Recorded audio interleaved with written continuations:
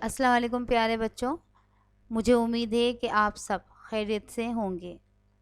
آج ہم جماعت پنجم کی کتاب نردبان اردو کا صفحہ 55 مکمل کریں گے۔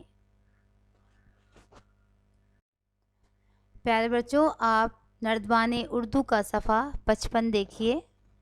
متشابہ الفاظ۔ متشابہ الفاظ وہ الفاظ جو ایک جیسی آواز اور لہجہ رکھتے ہوں مگر ایک سے زیادہ معنی رکھتے ہیں اور مختلف معنی کی وجہ سے مختلف مفہوم میں استعمال ہوتے ہیں، متشابہ الفاظ کہلاتے ہیں۔ وہ الفاظ جو ایک جیسی آواز اور لہجہ رکھتے ہیں مگر ایک سے زیادہ معنی رکھتے ہیں اور مختلف معنی کی وجہ سے مختلف مفہوم میں استعمال ہوتے ہیں، متشابہ الفاظ کہلاتے ہیں۔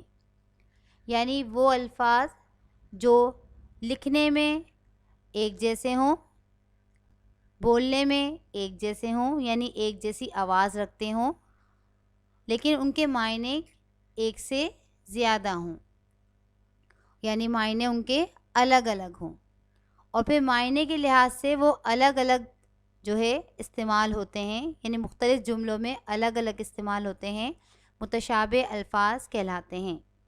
وہ الفاظ جو لکھنے میں ایک جیسے ہوں لیکن ان کی آواز اور لہجہ بھی ایک جیسا ہو لیکن معنی ان کے الگ ہوں، متشابہ الفاظ کہلاتے ہیں۔ مثال: بہت باتیں ہو چکی، اب بس بھی کرو۔ میرا اس معاملے میں کچھ بس نہیں چلتا۔ دونوں جملوں میں استعمال ہوا ہے بس۔ بہت باتیں ہو چکی، اب بس بھی کرو۔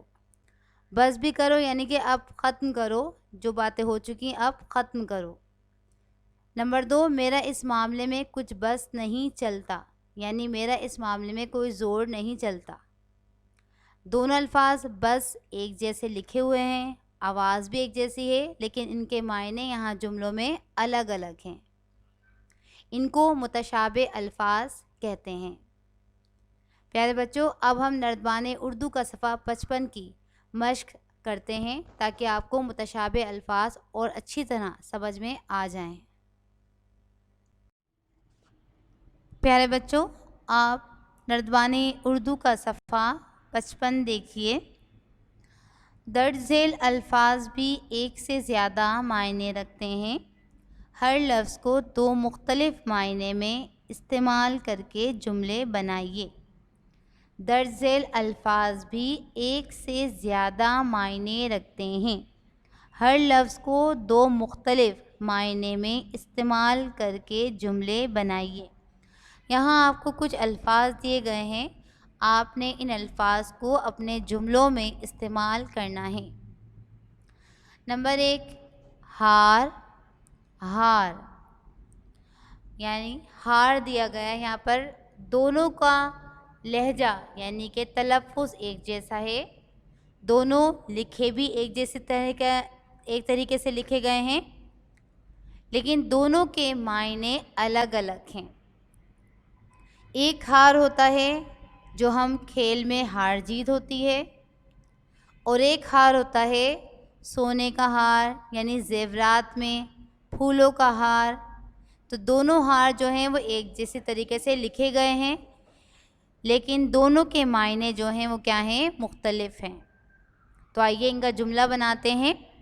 ہار: کھیل ہار جیت کے فیصلے کے بغیر ہی ختم ہو گیا۔ کھیل ہار جیت کے فیصلے کے بغیر ہی ختم ہو گیا، یا ہار جیت کھیل کا حصہ ہے۔ ہار جیت کھیل کا حصہ ہے۔ دوسرا ہار کیا ہے؟ مالی نے پھولوں کا ہار بنایا۔ مالی نے پھولوں کا ہار بنایا، یا میری امی کے پاس ایک قیمتی ہار ہے۔ میری امی کے پاس ایک قیمتی ہار ہے۔ नंबर 2 अदा। अदा, एक अदा क्या है? अहमद ने अपना कर्ज अदा किया। अहमद ने अपना कर्ज अदा किया, या अहमद ने दुकानदार को पैसे अदा किए।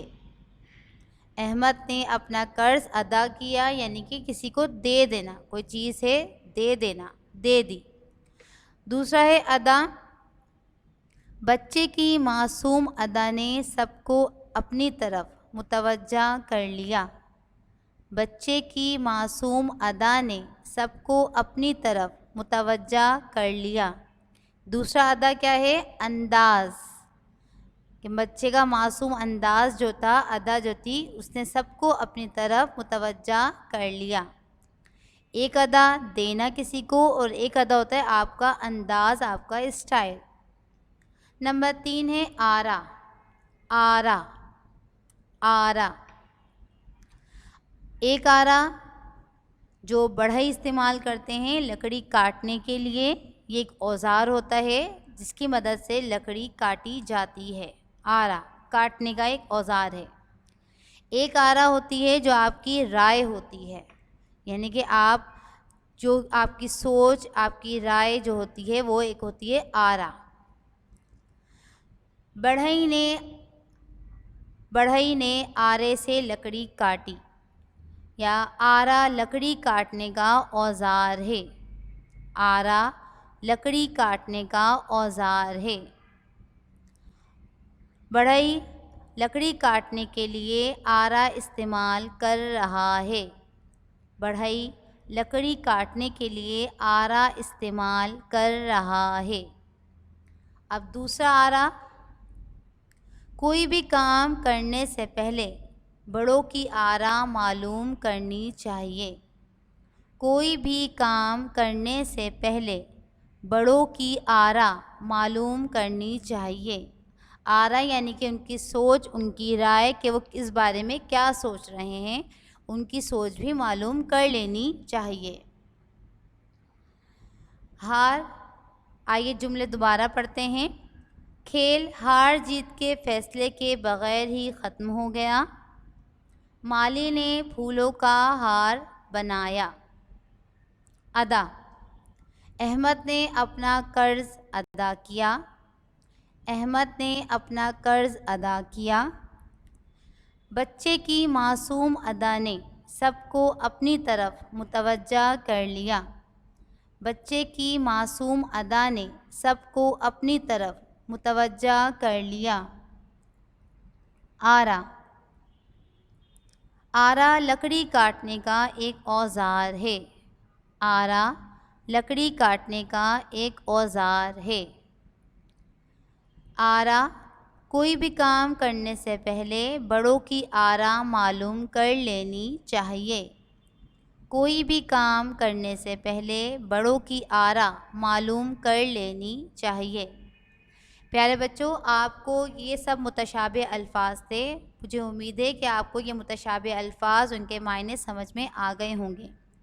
आप इन जुमलों के अलावा भी मुख्तलिफ़ जुमले, अपनी पसंद के जुमले बना सकते हैं, और इन जुमलों को बनाने के बाद आप इनको याद भी करेंगे। नंबर 4, आब। आब, आब, एक आब होता है चमक दमक, आब, और दूसरा आब है पानी। आब, चमक दमक, और आब, पानी। देखिए, आप लिखने में, बोलने में एक जैसा है, लेकिन इनके मायने बिल्कुल अलग अलग हैं। अब ये अलग अलग जुमलों में इस्तेमाल होंगे अपने मायनों के लिहाज से। आब, ज़ेवरात की आबो ताब ने ख़वातीन की आँखों को खीरा कर दिया। ज़ेवरात की आबो ताब ने ख़वातीन की आँखों को खीरा कर दिया। या ज़ेवरात की आबो ताब ने लोगों को अपनी तरफ मुतवज्जा कर लिया। आब यानी चमक दमक। आब, परिंदे आबो दाना की तलाश में सुबह सवेरे घोंसलों से निकल जाते हैं। آب. پرندے آب و دانہ کی تلاش میں صبح سویرے گھونسلوں سے نکل جاتے ہیں. آب و دانہ یعنی کہ پانی اور خوراک دانے کی تلاش میں پرندے گھونسلوں سے نکل جاتے ہیں. یہ ہو گیا آب. نمبر 5 ہے عہد. عہد. علی نے اپنے والدین سے آئندہ چوری نہ کرنے کا عہد کیا. عہد یعنی وعدہ. علی نے اپنے والدین سے عہد کیا کہ وہ آئندہ چوری نہیں کرے گا. عہد یعنی وعدہ کیا، پرومس کیا. عہد ہے زمانہ. دوسرا عہد ہے زمانہ. حضرت عمر کے عہد میں انصاف کا دور دورہ تھا. حضرت عمر رضی اللہ تعالی عنہ کے دور میں انصاف کا حضرت عمر کے عہد میں انصاف کا دور دورہ تھا. عہد کیا ہے؟ دوسرا زمانہ. حضرت عمر رضی اللہ تعالی عنہ کے عہد میں انصاف کا دور دورہ تھا. نمبر 6 سحر اور دوسرا ہے سحر. یہاں دیکھیے فرق، سحر اور سحر. سین کے نیچے زیر لگا ہوگا. سحر کہتے ہیں جادو کو. سحر کسے کہتے ہیں؟ جادو کو. اور سحر ہے یعنی صبح کا وقت. سحر کیا ہے؟ صبح کا وقت. پہلا ہے سحر. جادوگر نے لوگوں کو کرتب دکھا کر سحر زدہ کر دیا. جادوگر نے لوگوں کو کرتب دکھا کر سحر زدہ کر دیا، یعنی کہ جادو دکھا کر سحر زدہ کر دیا. سحر. سحر کے وقت ورزش کرنے سے صحت اچھی رہتی ہے. سحر کے وقت ورزش کرنے سے صحت اچھی رہتی ہے. یہ ہے صبح کا وقت. ایک تھا آب یعنی چمک دمک، دوسرا آب پانی. عہد ہے وعدہ، عہد ہے زمانہ. سحر ہے جادو اور سحر ہے صبح کا وقت. پیارے بچوں، آپ ان جملوں کے علاوہ بھی دوسرے جملے بنا سکتے ہیں. پیارے بچوں، آج ہم نے نردبان اردو کا صفحہ 55 مکمل کیا. آپ کے صفحہ اپنی کتاب میں ہی مکمل کریں گے. اس کے علاوہ آپ نردبان اردو کا صفحہ 14 بھی مکمل کریں گے. یعنی جن بچوں کا نردبان اردو کا صفحہ 14 مکمل نہیں ہے وہ یہ صفحہ بھی مکمل کریں گے. نردبان اردو کا صفحہ 14 پر آپ مکالمہ نگاری کریں گے. یہاں اس ایک موضوع پر 2 دوستوں کے درمیان آپ بات چیت تحریر کریں گے. موضوع ہے کہ اسکولوں اور کالجوں میں یونیفارم ضروری ہے. یہاں آپ کو اشارے بھی دیے گئے ہیں. آپ ان اشاروں کی مدد سے 2 دوستوں کے درمیان مکالمے لکھیں گے.